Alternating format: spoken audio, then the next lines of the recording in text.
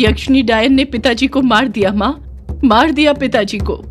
वैजयंती खामोश रहती है, कुछ रिएक्ट नहीं करती है।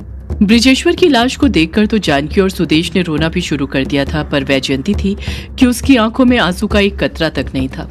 वो अपनी जगह से जरा सी भी टस से मस नहीं हुई थी, बस एकटक नजर से खामोशी के साथ ब्रिजेश्वर की लाश को देखते जा रही थी। दिलीप वैजयंती से रोते हुए ही कहता है, तुम कुछ कहती क्यों नहीं माँ? ऐसे चुप मत रहो माँ। देखो माँ, उस यक्षिणी ने मार दिया पिताजी को। अब हमारा क्या होगा माँ, क्या होगा हमारा? वैजयंती अभी भी खामोश रहती है, बस एकटक नजर से ब्रिजेश्वर की लाश को देखते रहती है। दिलीप को कुछ अजीब लगने लग जाता है। वो यही सोच रहा था कि उसकी माँ रो क्यों नहीं रही थी, जबकि कोई और औरत होती तो उसने अपने पति की लाश को देखकर अब तक रोना धोना शुरू कर दिया होता।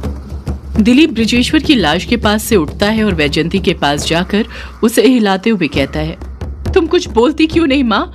बोलो बोलो माँ। इतना कहकर दिलीप वैजयंती को झकझोरने लग जाता है, अपनी पूरी जान लगाकर उसे हिलाने लग जाता है, पर वैजयंती थी कि कुछ प्रतिक्रिया नहीं देती है। वो एक गहरे शोक में डूबी हुई थी, उस शोक में जहां पर उसके रोने की आवाजें सिर्फ वही सुन पा रही थी। उसकी आंखों से आंसुओं की धारा तो बह रही थी, पर उसके अंदर, उसके सीने में आंसुओं का सैलाब जमा हो गया था। जब जानकी देखती है कि दिलीप बार बार वैजयंती को हिलाए जा रहा था, पर वैजयंती कुछ रिएक्ट नहीं कर रही थी, तो उसी वक्त जानकी विराट को सुदेश की गोद में देती है और दिलीप को वैजयंती से दूर करते हुए कहती है, ये आप क्या कर रहे हैं? छोड़िए माँ को, इन्हें इस तरह से मत करिए। दिलीप रोते हुए जानकी से कहता है, माँ कुछ कहती क्यों नहीं जानकी? देखो ना माँ को क्या हो गया, वो कुछ बोल ही नहीं रही है। जानकी भी रोते हुए ही दिलीप से कहती है, कुछ नहीं हुआ है माँ जी को, वो बस सदमे में है, उन्हें अकेला छोड़ दीजिए, उन्हें अकेलेपन की जरूरत है। दिलीप रोते हुए ही कहता है, ऐसे कैसे छोड़ दूं जानकी, वो माँ है मेरी। इतना कहकर दिलीप खुद खामोश हो जाता है, पर अगले ही पल उसे लगने लग जाता है कि जानकी ठीक कह रही थी, इसलिए वो खुद वैजयंती को झकझोरना बंद कर देता है और पीछे हट जाता है। वैजयंती ब्रिजेश्वर की लाश को देखते हुए ही धीरे धीरे अपने कदम उसकी तरफ बढ़ाने लग जाती है। वैजयंती ब्रिजेश्वर की लाश के पास जाकर बैठ जाती है। ब्रिजेश्वर की लाश को देखकर वैजयंती के हाथ पैर कांपने लग गए थे।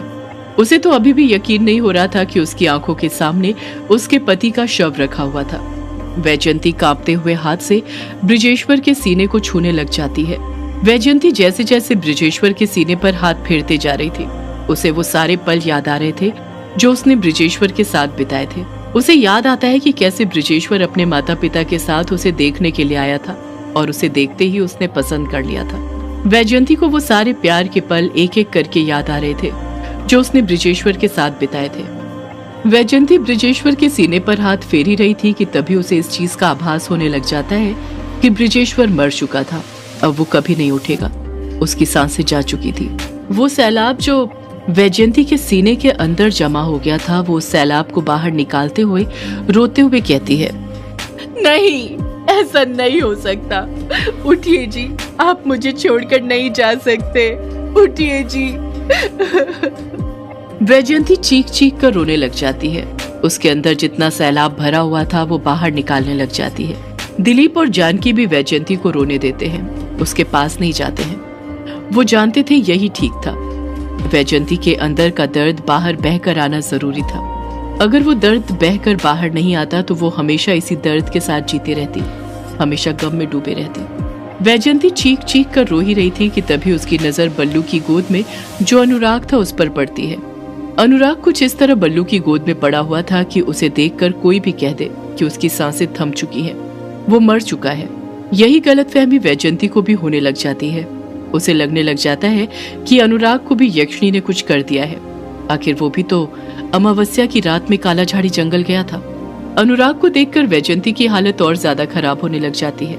उसकी सांसें फूलने लग जाती है, उसे सांस लेने में तकलीफ होने लग जाती है।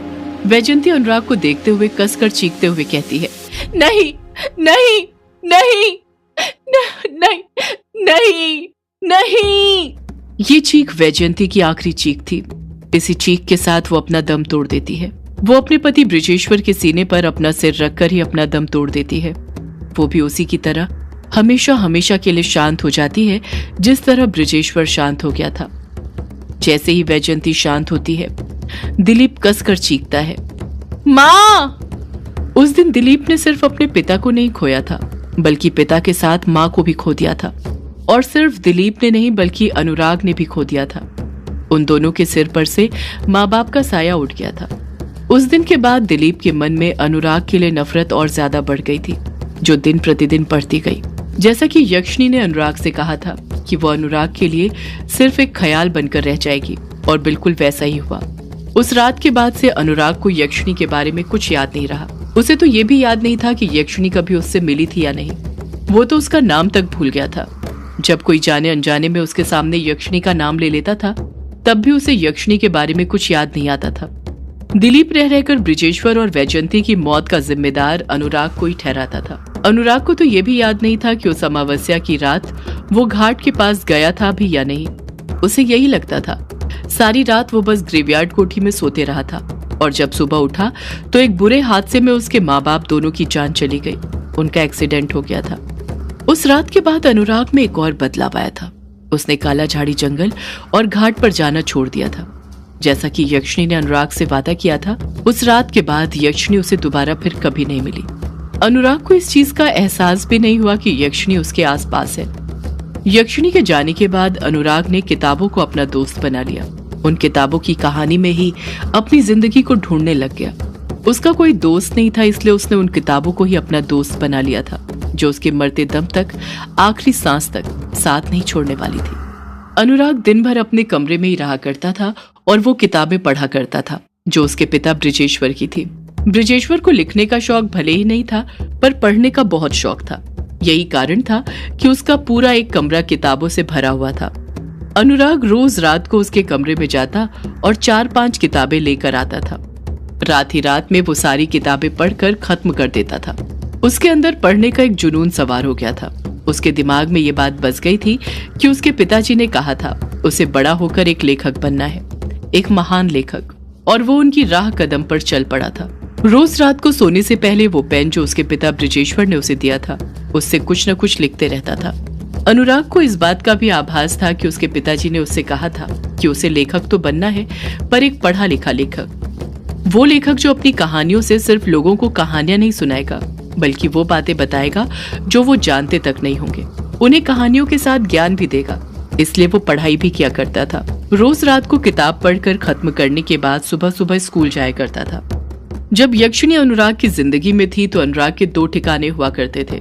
पहला काला झाड़ी जंगल और दूसरा बंगला मुड़ा घाट, क्योंकि वहीं पर यक्षिणी अनुराग से मिलने आया करती थी। यक्षिणी के चले जाने के बाद उसके ये 2 ठिकाने भी बदल गए। अब उसके नए 2 ठिकाने बन गए थे। पहला उसका कमरा रूम नंबर 666, जहाँ पर वो किताबें पढ़ा करता था, और दूसरा कुआं, जहाँ पर उसकी और यक्षिणी की यादें कैद थी।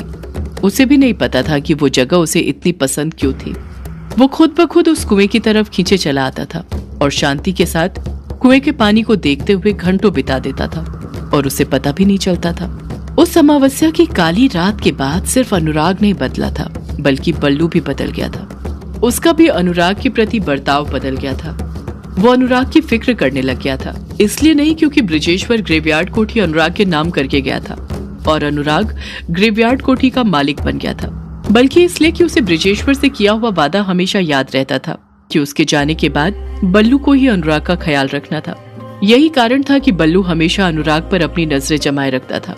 अनुराग के बंद कमरे के बाहर पहरा देता था, क्योंकि ब्रिजेश्वर की मौत के बाद बल्लू को भी इस बात का एहसास हो गया था कि अनुराग की जान को खतरा था, बहुत बड़ा खतरा। जब दिलीप को इस बात का पता चला कि ब्रिजेश्वर ग्रेवयार्ड कोठी अनुराग के नाम करके गया है, और सिर्फ ग्रेवयार्ड कोठी ही नहीं बल्कि और भी कई जायदाद, तो दिलीप से ये बात सहन नहीं हुई। उसके अंदर का अनुराग के प्रति गुस्सा तो बढ़ा ही, साथ में अपने पिता ब्रिजेश्वर के प्रति भी। वो मरने के बाद भी अपने पिता से नफरत करने लग गया। उसे तरह तरह की गालियां देता रहता था और कोसते रहता था। उसे तो लगने लग गया था कि अनुराग उसे नदी के पास नहीं बल्कि ब्रिजेश्वर की किसी रखैल का बेटा था। तभी ब्रिजेश्वर अनुराग के नाम इतना सब कुछ करके गया था। यही बात सोचते हुए उसके अंदर का गुस्सा अनुराग के प्रति बढ़ने लगा था। उसे अब ग्रेवयार्ड कोठी में घुटन सी होने लग गई थी, क्योंकि उसे लगा था कि ब्रिजेश्वर के चले जाने के बाद ग्रेवयार्ड कोठी का मालिक वो बनेगा, पर मालिक अनुराग बन चुका था। पर अनुराग ने कभी मालिक वाले हुक्म किए ही नहीं। वो इन सब बातों से अनजान था कि उसके हिस्से में ग्रेवयार्ड कोठी आई थी। वो तो बस अपनी किताबों की कहानियों में डूबा रहता था। दिलीप के समझ नहीं आ रहा था कि दिन भर अनुराग बंद कमरे के अंदर क्या करते रहता था। उसे लगने लग गया था कि अनुराग बंद कमरे के अंदर जादू टोना करता है, क्योंकि कई बार उसने अनुराग को तंत्र मंत्र की गुप्त किताबों के साथ भी देखा था। पर सच्चाई तो ये थी कि अनुराग बस उन किताबों को पढ़ते रहता था, क्योंकि वो अपनी कहानियों के लिए ज्ञान सभी चीजों का लेना चाहता था। अनुराग अलग अलग प्रकार की किताबें पढ़ा करता था, कभी इतिहास से जुड़ी तो कभी धार्मिक किताबें, और सिर्फ हिंदू धर्म की नहीं बल्कि हर धर्म की, क्योंकि उसके लिए सभी धर्म समान थे। उसके लिए ईश्वर तो सिर्फ उसके पिता थे जो यक्षिणी ने उससे छीन लिए थे।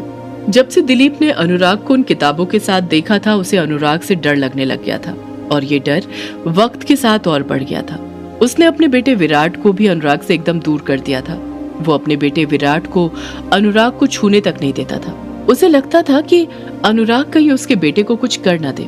ब्रिजेश्वर और वैजयंती को गुजरे 1 साल हो गया था, पर दिलीप का ये डर कम होने का नाम ही नहीं ले रहा था। उसके अंदर का डर इतना ज्यादा बढ़ गया था कि उसे तो अपने साये से भी डर लगने लग गया था। वो अंधेरे में एक पल के लिए भी नहीं रहता था।